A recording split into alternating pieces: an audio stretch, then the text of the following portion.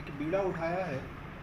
न सिर्फ नशे के कारोबार करने वालों पर जो कार्रवाई की जाती है, पिछले 15 दिन पहले हमने एक अभियान चलाया था जिसमें हमने बेचने वालों पर कठोर कार्रवाई की थी और उनके खिलाफ प्रकरण भी दर्ज किए थे।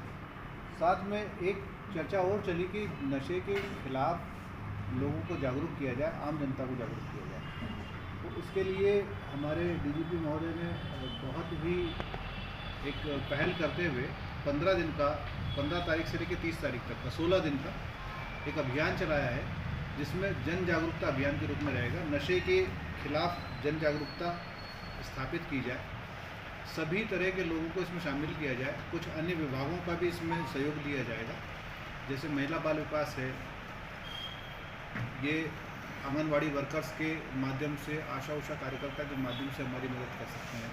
स्कूल शिक्षा विभाग है, जहाँ बच्चों के साथ हम जाके और बच्चों को भी नशे के दुष्परिणामों के संबंध में जागरूक कर सकते हैं।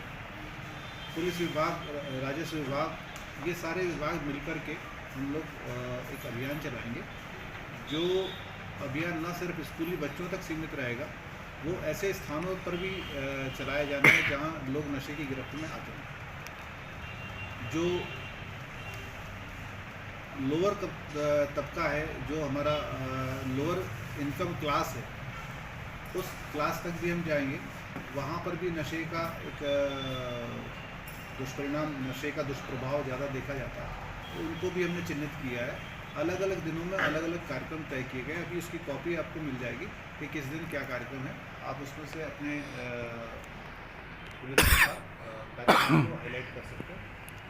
और ये कार्यक्रम न सिर्फ 15 दिन चलेगा, साथ में हम लोग इस कार्यक्रम को के परिणाम को जानने के लिए इसके बाद भी इसी तरह के कार्यक्रमों को आयोजित करते हैं। उद्देश्य नशे के दुष्परिणामों के बारे में जागरूक करना भी है, और जो स्कूली बच्चे हैं, जो कॉलेज के बच्चे हैं, इनके पेरेंट्स के साथ भी हम एक मीटिंग करने जाएंगे, जहां हम ये बताएंगे कि किसी बच्चे के ऊपर अगर ये संदेह है कि वो नशे का सेवन कर रहा है, तो उस बच्चे के सिम्टम्स क्या होते हैं। यानी पेरेंट्स अपने बच्चों को खुद ही जज कर सकेंगे कि वो नशे के दुष्परिणामों में फंस गया है, नशे में फंस गया है या नहीं फंस गया।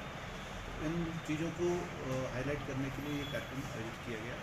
नशे से रिलेटेड जितनी भी चीज़ें हैं, इसके संबंध में पैम्पलेट्स हैं, बैनर्स हैं, रैली का आयोजन किया जाएगा, और स्केचिंग, ड्राइंग, चित्रकला के आधार पर लोगों को जागरूक किया जाएगा। बहुत सारे हमारे यातायात के साधन हैं, उन पे पीछे बैनर्स लगाए जाएंगे ताकि लोगों तक हम अपनी बात पहुंचा सकें कि नशा हमारे समाज के लिए घातक है।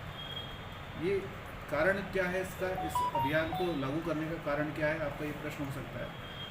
तो चूँकि पुलिस का काम अपराधों को रोकना भी है, और अगर अपराध घटित हो जाए तो अपराध करने वालों को डिटेक्ट करके पकड़कर न्यायालय से उसको सज़ा दिलवाना है। ये दोनों काम पुलिस के हैं।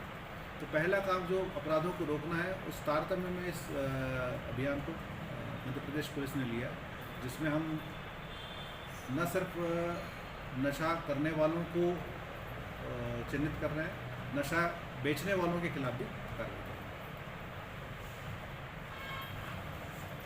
पीएचडी की जो निर्देश है, उसके अनुरूप जो सभी बातों का कुछ आपको लगता है कि इसके अतिरिक्त भी जिले में किया जा सकता है? पीएचक्यू के जो निर्देश हैं वो जन जागरूकता से रिलेटेड है, और जहाँ तक मैं समझता हूँ प्रत्येक जो ज़िला होता है, उस ज़िला की स्पेसिफिक भी कुछ समस्याएं होती हैं।